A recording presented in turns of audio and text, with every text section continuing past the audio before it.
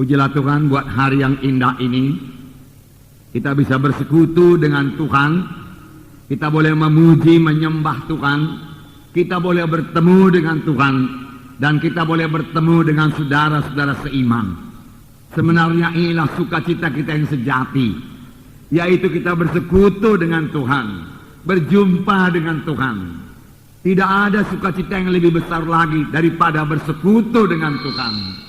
Oleh sebab itu saudaraku, biarlah semua kita pada hari ini mengarahkan hati kita kepada Tuhan dan kita bersekutu dengan Tuhan. Roh Kudus ada di sini, siap sedia menolong kita. Dari pihak Tuhan sendiri sangat suka bersekutu dengan anak-anaknya. Tuhan mau bertemu dengan saudara-saudara sekalian.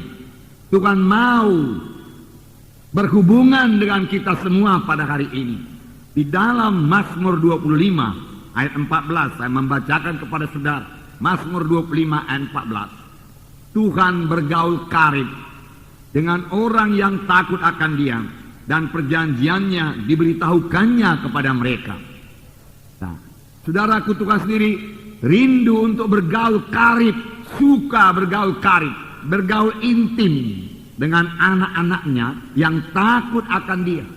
Dia suka bergaul, dia suka berkata-kata dengan kita. Tuhan yang kita sembah, Tuhan yang hidup, yang mau berkata-kata dengan saudara, yang mau berkata-kata kepada saya. Dan Tuhan mau bergaul karib dengan kita. Dan memberitahukan jalan-jalannya, memberitahukan perjanjiannya, sehingga kita mengenal jalan Tuhan dalam hidup kita. Inilah yang terutama, bukan terutama berkat-berkat Tuhan saja yang kita inginkan. Seharusnya kita menginginkan persekutuan yang baik dengan Tuhan, persekutuan yang intim dengan Tuhan.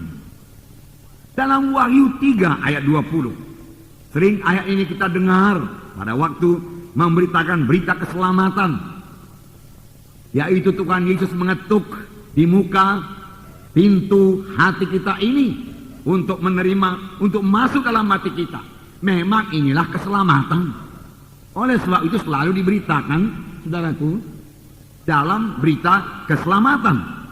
Di sini dikatakan, Wahyu 3 ayat 20, lihat, aku berdiri di muka pintu dan mengetuk.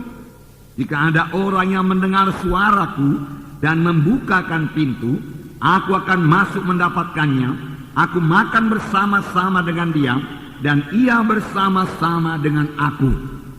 Bukankah ini satu persekutuan yang erat dengan Tuhan Yesus? Yaitu Yesus mengetuk pintu hati kita. Ini terjadi setelah pada waktu kita datang kepada Tuhan Yesus. Lalu kita membuka pintu hati kita dan Yesus masuk ke dalam hati kita. Inilah keselamatan, inilah hidup kekal. Barang siapa yang memiliki Yesus, ia memiliki hidup yang kekal. Barang siapa tidak memiliki Yesus, tidak memiliki hidup yang kekal. Firman Tuhan berkata. Tetapi tidak sampai di situ saja. Setelah Yesus masuk dalam hati kita, setelah kita lahir baru, yaitu setelah kita menjadi anak-anak Tuhan, Dia tinggal dalam kita. Dia mau makan dengan kita, Dia mau minum dengan kita, Dia mau duduk bersama-sama dengan kita. Dia mau bercakap-cakap dengan kita. Dia mau bersekutu dengan kita. Sebenarnya untuk inilah kita diselamatkan Tuhan. Bukan sesudah selamat saudaraku kita menerima sebagai Tuhan dan Juru Selamat. Kemudian saudaraku kita tidak memperdulikan Tuhan lagi. Hidup suka hati kita renggang dengan Tuhan. Tidak, saudaraku, tidak. Cara yang kekal dalam nama Yesus. Jadi persekutuan yang erat dengan Tuhan. Persekutuan yang erat dengan Tuhan. Dalam 1 Yohanes 1 ayat 3 dikatakan. 1 Yohanes 1 ayat 3. Juga dikatakan persekutuan. Apa yang telah kami lihat dan yang telah kami dengar itu, kami beritakan kepada kamu juga. Supaya kamu pun memperoleh persekutuan dengan kami. Dan persekutuan kami adalah persekutuan dengan Bapa dan dengan anaknya Yesus Kristus. Ini Yohanes menuliskan, persekutuan kami adalah persekutuan dengan Allah dan persekutuan dengan anaknya Yesus Kristus. Hubungan kami adalah hubungan dengan Tuhan dan dengan anaknya Yesus Kristus. Karena kami memiliki hubungan dengan Tuhan Yesus, kita juga semua memiliki hubungan satu sama lain. Inilah yang sebenarnya diterangkan oleh ayat ini. Karena semua kita bersekutu dengan Yesus, atau dengan kata lain yang lebih intim lagi, semua kita telah menjadi satu dengan Yesus. Maka semua kita satu dalam Tuhan, lalu kita satu sama lain juga boleh bersekutu satu sama lain. Amin, saudaraku. Nah, Tuhan suka sekali persekutuannya demikian.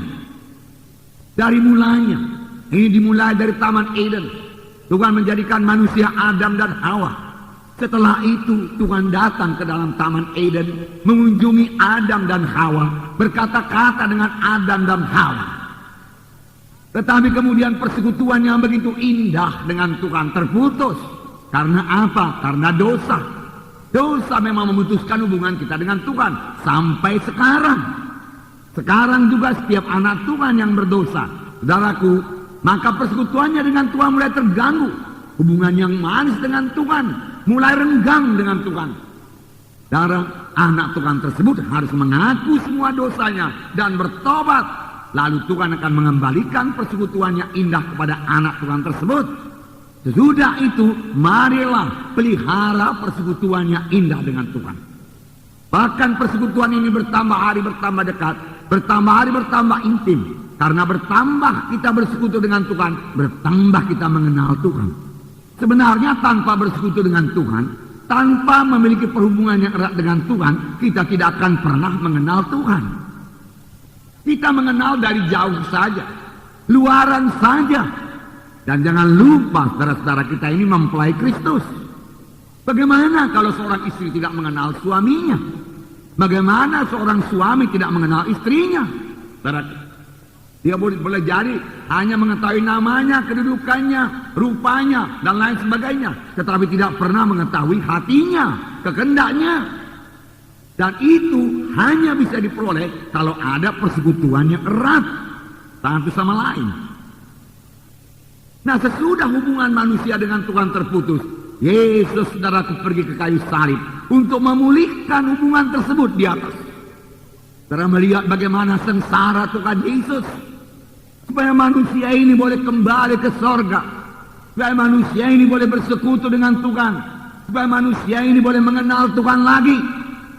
Yesus dipaku di kayu salib, darahnya dicurahkan dari kepala yang diberi mahkota duri, darah mengalir dari tangan, darah mengalir dari punggung, darah mengalir, menetes dari kaki, darah mengalir untuk mengembalikan persekutuan kita dengan Tuhan.